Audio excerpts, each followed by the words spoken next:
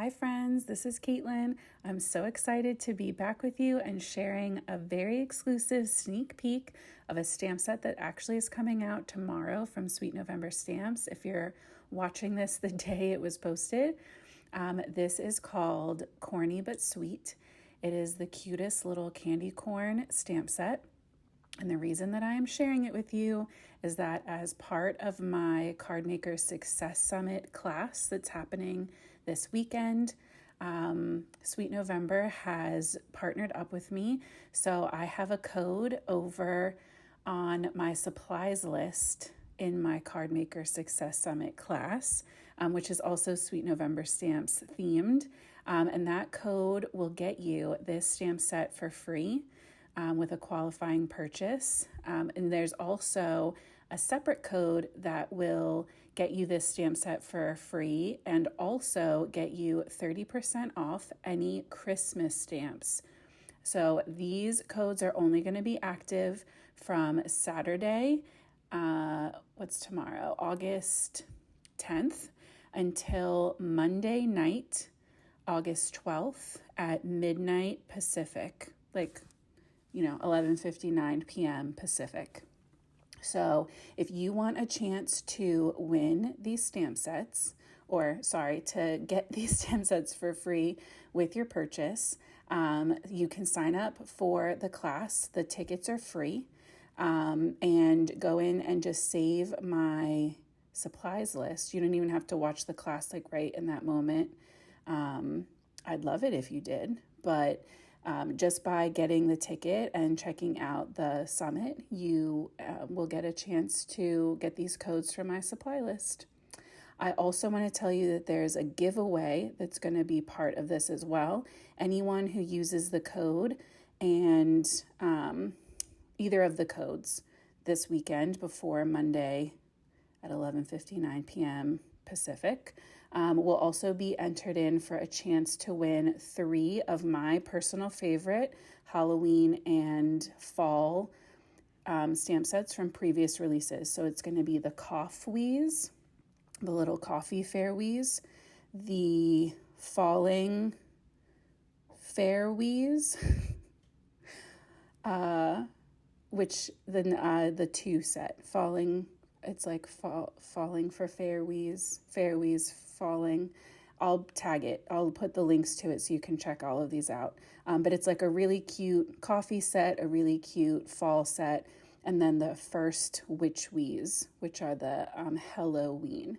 So somebody is going to win all 3 of those stamp sets on top of their order. They're all previous stamps, so that way I didn't want to keep anyone from getting the new Halloween release that's out this weekend, out of fear of doubling up. So if you are interested in that, those will you're automatically entered just by using either of those codes that you can find in that supplies list. So I know that was a lot of information, but I wanted to get it out there in the beginning. And this coloring is honestly pretty simple. I colored both of these candy corns pretty close to the same. I just wanted to include both because that first one had that little bite out of him. And you guys know I always put the marker caps on the top so you can see. And this one is actually not sped up as much as most of my cards because, again, these are pretty simple. So I left that little bit of a reflective shadow line on either side, and I think that really helps to make them look really rounded, but they're just so stinking cute that they're very easy to use in general. I did go back in to re-brighten their little eyes with a white gel pen, and I thought that adding some little highlights would help to kind of give them an extra cute little look.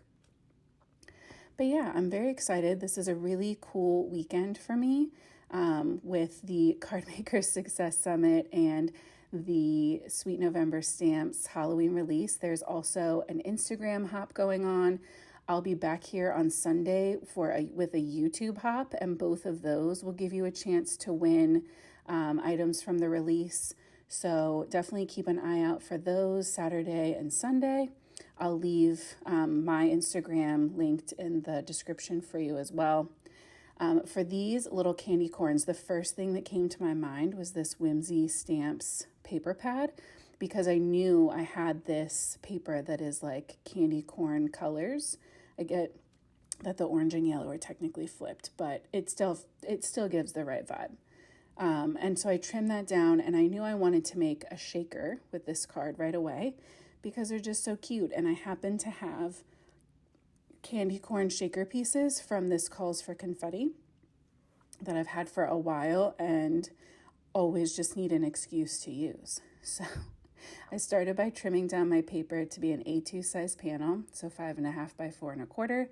Then I went in with the stitched rectangle stack dies from My Favorite Things, making sure that I was going to have enough room for that sentiment. And I used my T-square just to make sure this was nice and straight. At the end, when I start assembling everything, it actually ends up a little crooked, but I don't think it really makes that big of a difference. It's just a tiny bit, and I left it in that way because sometimes your card is just a tiny bit off. That's life.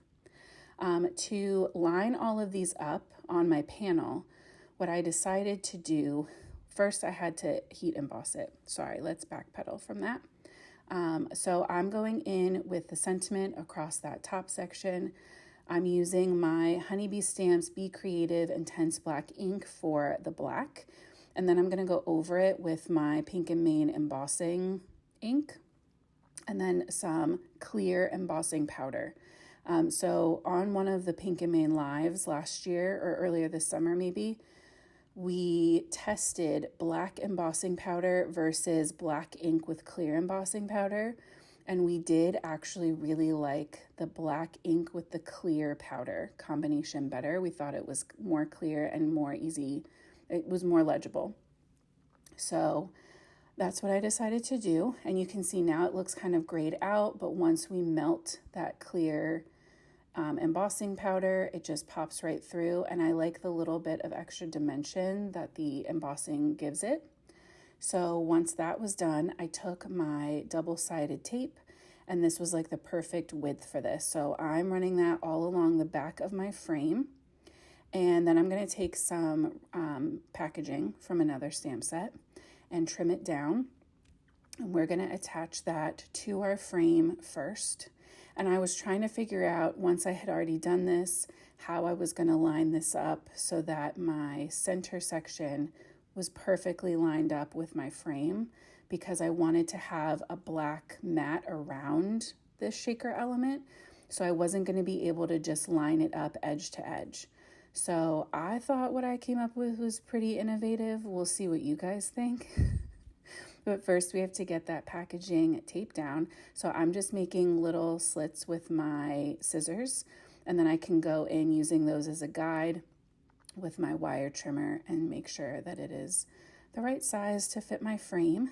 I wanted obviously a little bit of hangover onto that frame section, but not so much that I would have to try to hand trim it off. And once I got that applied, I took a piece of washi and rolled it and stuck it to the back of my frame, and then lined up that backer panel so that it was pretty lined up in general. It didn't have to be perfect, but and then I added my tape to that center section, and then we're going to put the foam tape on what is technically that packaging around the frame now. And that way, when we go to put this all together, I'm not going to peel off the backing from my foam tape. We're going to leave that where it is. It's just going to help me line everything up. And actually, I might take it off. I can't remember. We'll see in a second, I guess.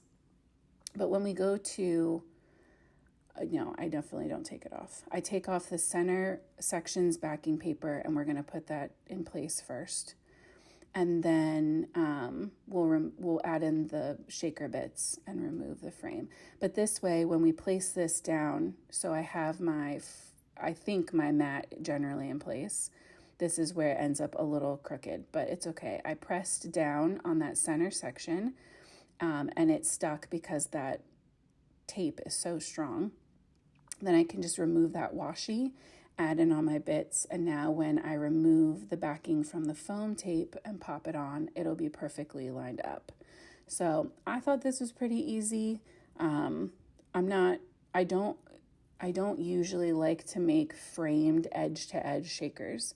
If I'm gonna go edge to edge, I like to just do a flat shaker and encapsulate the whole panel with my packaging or one of those shaker envelopes. So if I want a mat, I think this is the way I'm gonna do it in the future, because I really liked how it lined up and I didn't have to use a second piece of my pattern paper.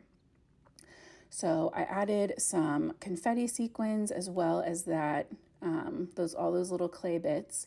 And this is really open. I kind of wish that I had staggered the height of my candy corn a little more, just to kind of cover and break up how much open space there is inside that shaker window. But in general, I think it still turned out really cute. I still like it. Maybe I would have put the sentiment inside the shaker to kind of take up some space. But again, I don't know. I still think it's very cute. It's just a little different. I don't usually leave that much shaker view, but there's a lot of bits in there and they're very cute. So I think it's cool. And I love that kind of progression of expressions. I also, because I didn't use any anti-static powder on my foam, a lot of the bits were kind of sticking to the sides.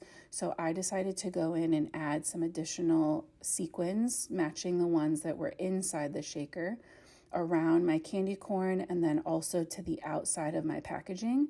So it gave that look that there's always some sequins kind of hanging out no matter what's going on inside the window. And I added some of these tiny little orange guys as well as those white gardenia larger sequins. And I just thought that was really cute. So that is going to pretty much wrap up this card.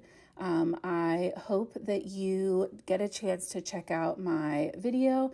If you go in on Saturday, you can see the video completely for free. If you catch this Sunday, you might have to do the VIP package, and that's up to you if you want to do that. So hopefully you see this. Hopefully all my subscribers with the notification bell will see this with enough time to go make sure that you snag that free ticket and check this out on Saturday. I will also be live with the Card Maker Success Summit on their YouTube Saturday morning at 11 Eastern. And I'll leave that link here because that live is on YouTube too. So that's totally free. So you can come hang out with me there and leave me some comments, give me some questions. But otherwise, I just want to tell you, I appreciate you guys so much. Please go show Sweet November Stamp some love this weekend, whether you use my codes or not. At least do the hop, have some fun, and I will see you guys back here on Sunday for a YouTube hop. So thank you again, and until next time, guys, happy crafting.